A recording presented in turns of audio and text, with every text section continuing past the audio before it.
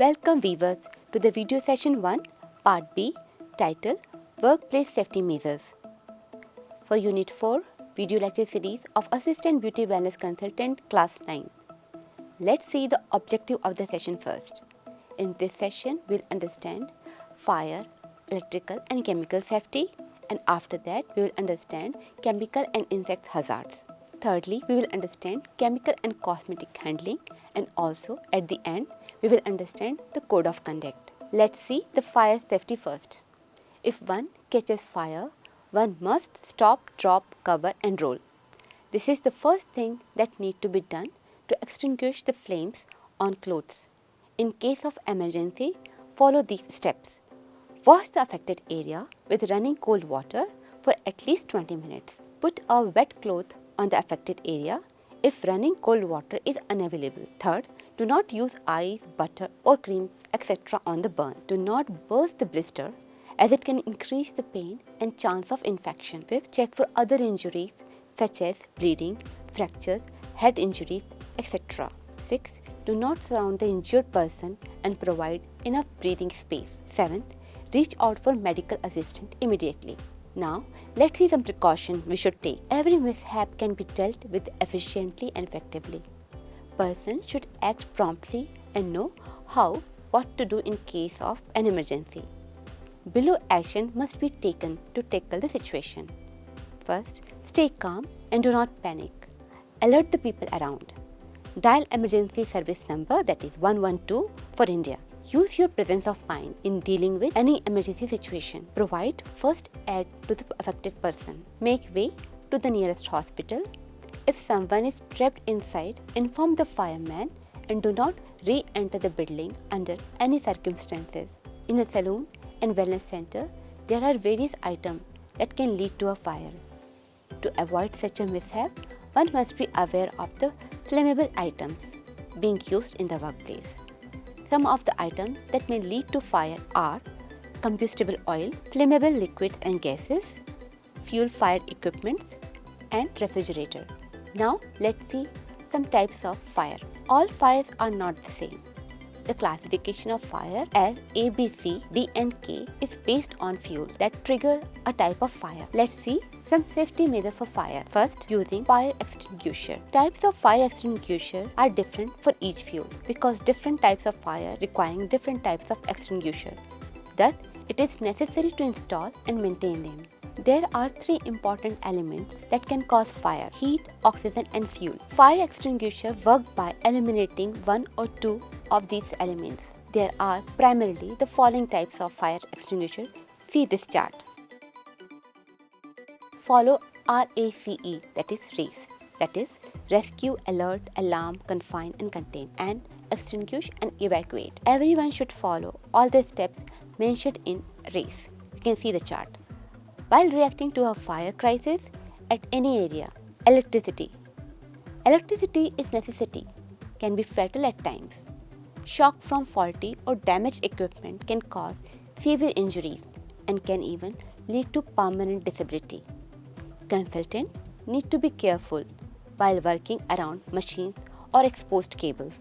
The main risk associated here is the death of a person or severe injury. Some faults can even lead to fire or explosion, risking the lives of people around. The occurrence of a short circuit in a place having flammable liquid can also lead to a fire. Let's see some common electrical hazards. Exposed electrical part like cable, broken plugs and socket damaged appliances, etc.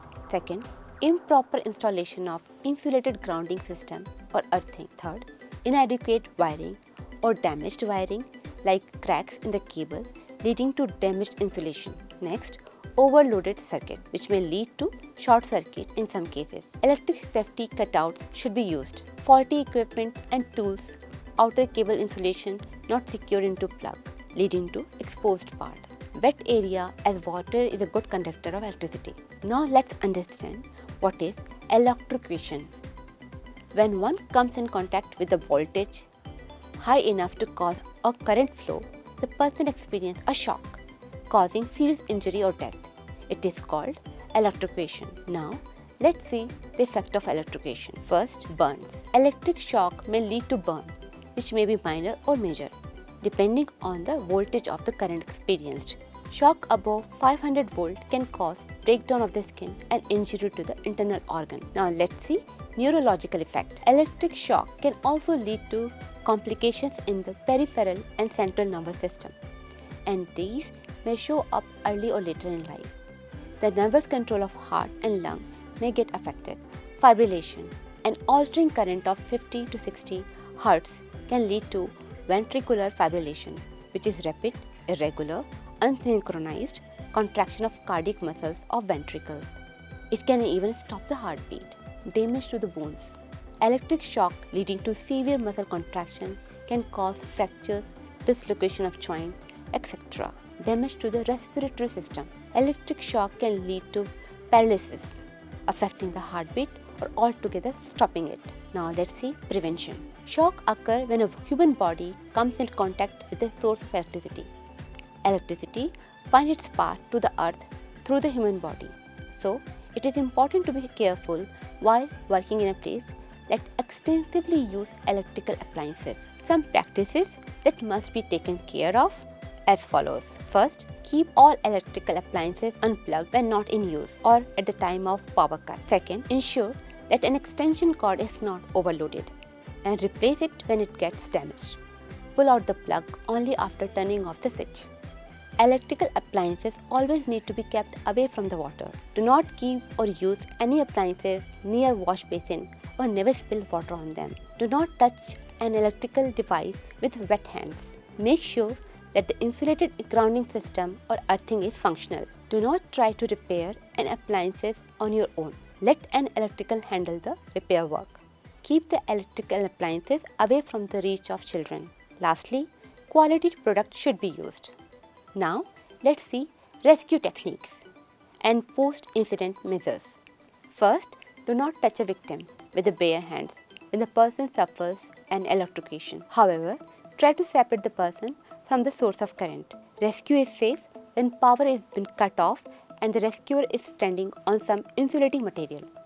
Note the source of electrocution and then try to rescue the victim. Third, make a call to the emergency helpline immediately.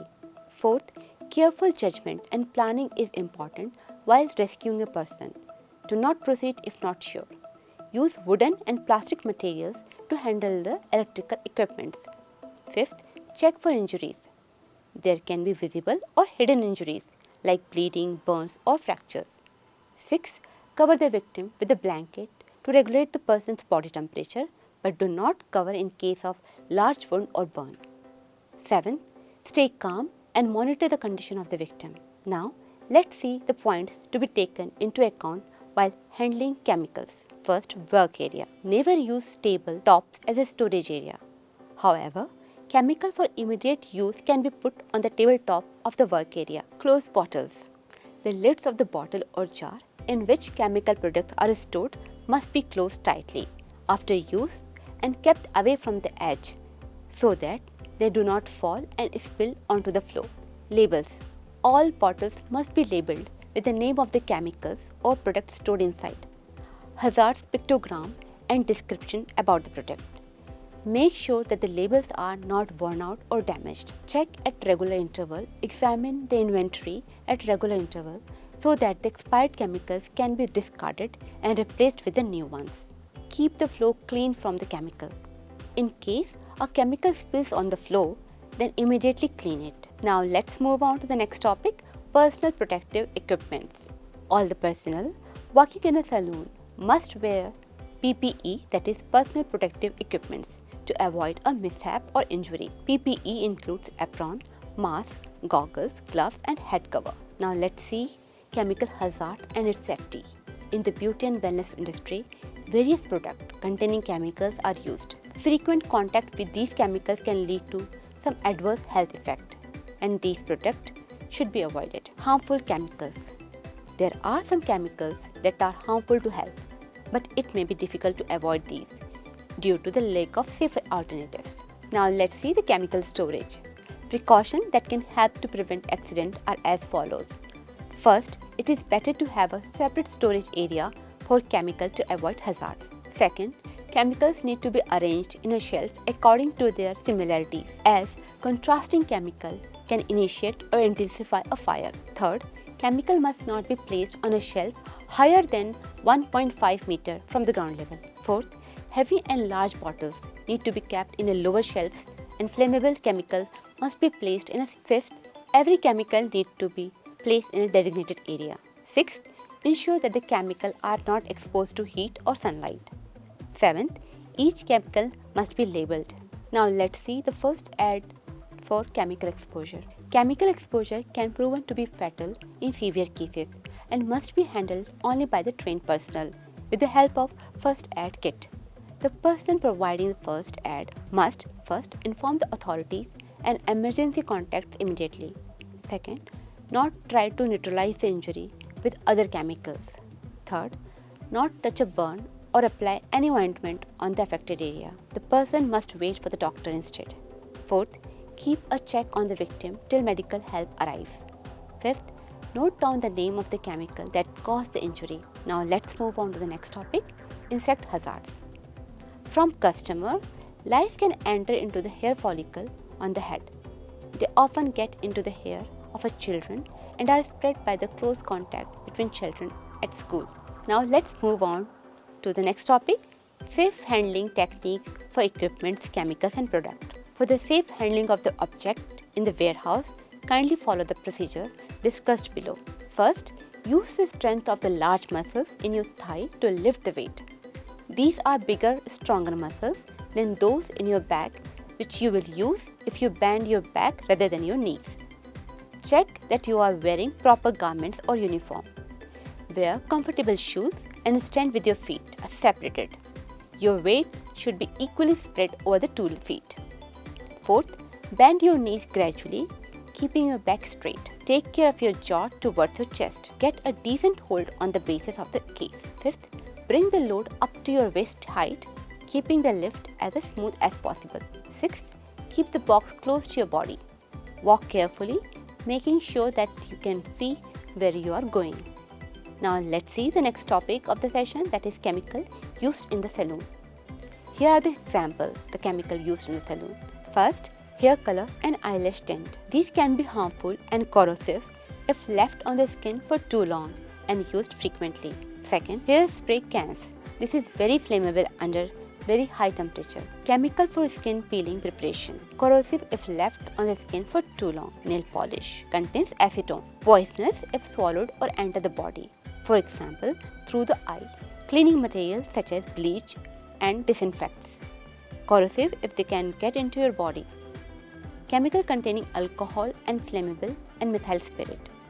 Hydrogen peroxide is a corrosive and poisonous if it enters the body. Clear labeling should be done on the bottle and jar so that their content and their actual strength can be identified. Never prepare chemical near to your client. This should always be done in the back room or at a safe distance from the client. Otherwise, you could spill or splash your potentially hazardous product on your client. Here are some guidelines to follow to prevent such problems. First, keep very detailed client record with the dates of the treatment, products and note of any reaction. Never use solutions which are too strong. Always take care to follow the recommended dilution for antiseptics and disinfectants. Third, keep all products away from the eye, your own and those of your client.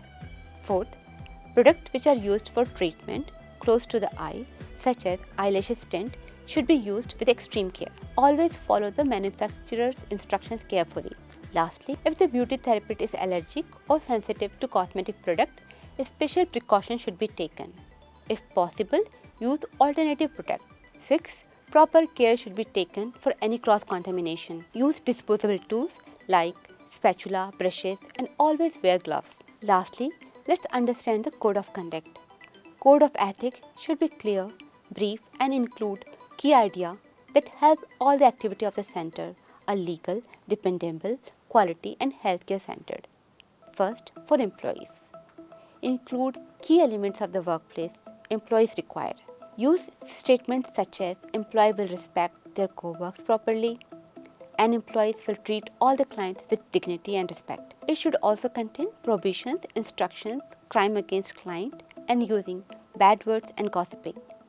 It should motivate the employee to show high level of integrity and professionalism in dealing with the customer. And for customer, it should emphasize customer privacy in the salon, committed for protecting their privacy and confidentiality, and motivates the employee for discipline regarding the appointment. For example, work together with cooperation and mutual understanding, not discriminate against customer and employees on any ground such as gender, caste and color. Third, respect the principle for their protection of children and young workers. Help the employee by accommodating the family and providing counseling. Provide room for self-expression and co-responsibility of the employee. Provide continued training and lifelong learning with the view to improve skill levels and development to guarantee the employability of the employees. 8th, provide room for the job enrichment. Now, let's summarize the session, what we have learned in this. So in this session, we understood different types of hazard like fire, electric and chemical. For fire safety, follow RACE, that is rescue, alert, alarm, confine and contain. Use proper fire extinguisher. For electrical safety, keep all the electrical appliances unplugged when not in use and at the same time when the power cut. Ensure that an extension cord is not overloaded and replace it when it is get damaged. Pull out the plug only after turning off the switch. Then we understood protection from various hazards such as chemical and insects. Thirdly, we understood how to handle chemicals and cosmetics safely. And lastly, in this session, we understood code of conduct for employees and the customer. Now, let's give a thought to this session. Take the extra steps to safety. So, that's all for now. Keep watching and keep learning. Thank you.